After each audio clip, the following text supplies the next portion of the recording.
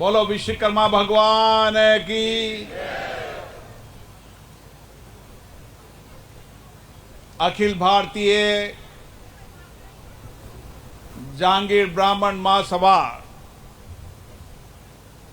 के शपथ ग्रहण समारोह में हमारे बीच में इस क्षेत्र के विधायक श्री गजेंद्र दाल्ड जी,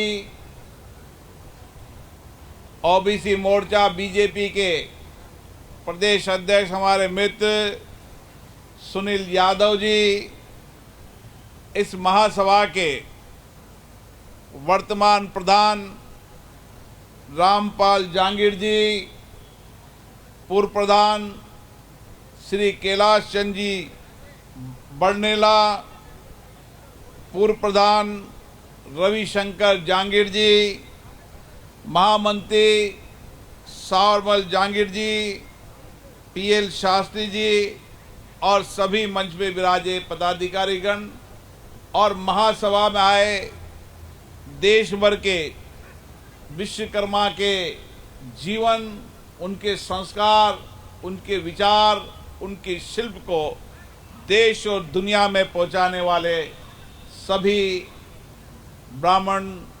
जांगीर ब्राह्मण सभा के लोगों का मैं हार्दिक अभिनंदन करता हूं, स्वागत करता हूं। आज संविधान के निर्माता, सामाजिक आंदोलन के प्रणेता, सामाजिक न्याय, समानता लाने वाले बाबा साहब भीम अम्बेडकर जी का जन्मदिन भी है। बाबा साहब अम्बेडकर जी ने समाज में सामाजिक जीवन के साथ भारत के संविधान निर्माण में विशेष भूमिका निभाई और भारत का संविधान हम सबका पथ प्रदर्शक मार्गदर्शक है और दुनिया के अंदर सबसे बड़ा संसदीय लोकतंत्र भारत में है, वह देन भी संविधान की है। इसलिए आज मैं बाबा साहब अम्बेडकर जी को भी प्रणाम करता हूं। आप सब लोग इस सृष्टि के निर्माण बनाने वाले विश्वकर्मा भगवान के संस्कार, विचार, कला और दुनिया के साथ भारत के निर्माण में विशेष भूमिका निभाने वाले विचारों के लोग हैं। मेरा आप लोगों से बड़ा निकट का संबंध है। जब कोटा बूंदी के लोग मेरे पास आए, जिद करने लगे कि आपको कार्यक्रम में आना ही है, मेरा कार्यक्रम ऑलरेडी डिसाइड था, तो भी मैं आपके आग्रह को नहीं टाल पाया, क्योंकि मेरा और आपका निकट का संबंध भी है और गहरा संबंध भी है। मेरा पूर्व में भी जयपुर के पास बरोड में आपके अखिल भारतीय सम्मेलन में आना हुआ था और जब भी मुझे मौका मिल जाता है, मेरी कोशिश रहती है मैं आप लोगों के बीच में आऊं, क्योंकि आप वो काम करते हैं जो भारत के विचार, भारत की संस्कृति, भारत की कला, कौशलता और भारत के निर्माण में विशेष भूमिका निभाने वाले लोग हैं। आज भी विश्वकर्मा भगवान के विचारों, उनके सिद्धांतों, उनकी शिल्प कला को आगे बढ़ाते हैं। आपने जो भी मांगे रखी, जो भी विचार रखा, वह सृष्टि निर्माता विश्वकर्मा जी के बारे में विचार रखा और मुझे अच्छा लगा। मेरी कोशिश रहेगी जो विचार आपने रखे विश्वकर्मा भगवान के लोगों को, ऐसे तो विश्वकर्मा भगवान किसी को बताने की आवश्यकता नहीं, सृष्टि के निर्माता, हम सब के निर्माता भगवान विश्वकर्मा जी हैं, लेकिन आने वाली पीढ़ी विश्वकर्मा भगवान के विचार, उनकी कला, कौशल, निर्माण में उनकी भूमिका, उसके बारे में देश की आने वाली पीढ़ी जाने। भारत जब ही समृद्ध रह सकता है, जब ही विशाल रह सकता है, जब भारत की विरासत, संस्कृति, संस्कार को हम आगे बढ़ा के ले चलेंगे। और यही कारण है कि भारत की विरासत, भारत का इतिहास, भारत की संस्कृति, भारत के आध्यात्मिक को दुनिया में कोई समाप्त भारत में नहीं कर पाया। भारत में लंबे समय तक मुगलों का शासन रहा, उसके बाद अंग्रेजों का शासन रहा, और मुगलों अंग्रेजों ने सबने प्रयास किया कि भारत की आध्यात्मिक संस्कृति और विरासत को समाप्त करें, लेकिन वो चले गए, लेकिन भारत की विरासत, भारत की संस्कृति, भारत के आध्यात्मिक मूल्य को समाप्त नहीं कर पाए। ये हमारी ताकत है।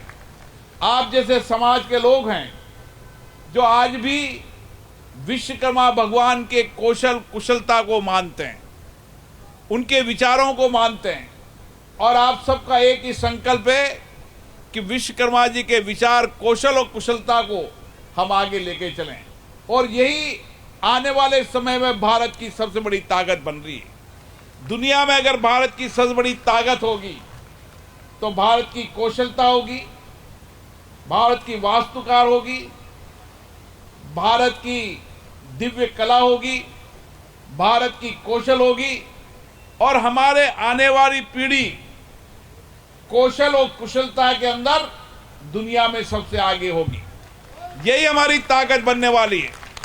जब हम कहते हैं कि दुनिया के अंदर भारत नेतृत्व करेगा, तो नेतृत्व करेगा हमारे नौजवान के कौशल से, हमारे नौजवान के आत्मविश्वास से, हमारे नौजवान के बौद्धिक क्षमता से, उसके चिंतन से, उसके दृष्टिकोण से, उसके नए इनोवेशन से, रिसर्च से भारत आने वाले समय में दुनिया में नेतृत्व करेगा। और ये ताकत इसलिए बड़ी है कि हमारे प्रधानमंत्री जी ने, माननीय मोदी जी ने एक दूरदृष्टि दिया है, एक नया चिंतन दिया है, एक नया विचार दिया है, और ये विचार पूरी दुनिया को दिया है, वसुदेव कुटुंबकम का विचार। और इसी विचार को लेकर आज भारत नेतृत्व कर रहे हैं। भारत के प्रधानमंत्री जी का विचार आज दुनिया मान रही है। हम वसुदेव कुटुंबकम संस्कृति को मानने वाले लोग हैं। हम सारे विश्व को एक परिवार मानने वाले हैं, क्योंकि सारे विश्व के निर्माण का काम ही विश्वकर्मा भगवान ने किया है। और इसीलिए हमारा मानना है कि जाने सब सृष्टि के निर्माता विश्वकर्मा भगवान के विचारों को लेकर चलना है, तो भारत को ही नेतृत्व करना है। और इसीलिए मुझे खुशी है, दुनिया के अंदर भी किसी भी देश में चले जाओ, उसके वहां पर कला शिल्पकार के रूप में अगर कोई जाना जाएगा तो वो जहांगीर ब्राह्मण समाज का व्यक्ति जाना जाएगा। क्योंकि मैं आज भी देखता हूं कि आज भी शिल्प और कला के हाथ में जो बौद्धिक क्षमता, जो विचार, जो दृष्टि है, उस दृष्टि को किस तरीके से उतारने का काम करते हैं। समय और युग परिवर्तन हो चुका है, मशीनों का युग आ गया है, लेकिन मशीनों के युग के बाद भी आज भी शिल्प और कला में जहांगीर ब्राह्मण सभा का कोई मुकाबला नहीं कर सकता। ये बात सही है कि जो हमारी कार्य संस्कृति है, जो हमारी शिल्प कला को, उसको लोगों ने छीनने का प्रयास किया है, लेकिन फिर भी आज भी जहांगीर सभा के जितने भी परिवार के लोग हैं, उन परिवार के लोगों की कला, कौशलता, हस्तशिल्प अद्भुत है। दुनिया के अंदर भारत का हस्तशिल्प दुनिया में जाता है। दुनिया के अंदर शिल्पकार के रूप में भारत के नौजवान, भारत के आप जैसे लोग एक अच्छे शिल्पकार के रूप में भारत का नाम पहुंचा रहे हैं। इसलिए आपका इस देश में बहुत बड़ा योगदान है। मैं आपके योगदान को भुला नहीं सकता। और जहांगीर ब्राह्मण समाज शिक्षण संस्थाओं के माध्यम से, अन्य माध्यम से आने वाली पीढ़ी को कैसे शिक्षित करें। बौद्धिक क्षमता तो हमारी अद्भुत है सही, लेकिन बौद्धिक क्षमता का उपयोग शिक्षा और इनोवेशन में उपयोग कर कर हमारा नौजवान दुनिया के अंदर नेतृत्व करे, नए इनोवेशन के अंदर, नए रिसर्च के लिए। इसलिए समाज को मंथन करना पड़ेगा। समाज को अधिवेशन में चर्चा करनी पड़ेगी, संवाद करना पड़ेगा कि किस तरीके से आने वाली पीढ़ी को हम अच्छी शिक्षा, संस्कार के साथ कौशल कुशलता का विचार दें, ताकि हमारी आने वाला नौजवान देश और दुनिया में नेतृत्व करे। और इसीलिए मैं आपसे आग्रह करके जा रहा हूं, आपकी महासभा को विचार करना चाहिए, चर्चा करना चाहिए, संवाद करना चाहिए। जो घर में बेटा बेटी पैदा होता है उसको हम देश और दुनिया की अच्छी शिक्षा दिलाएं,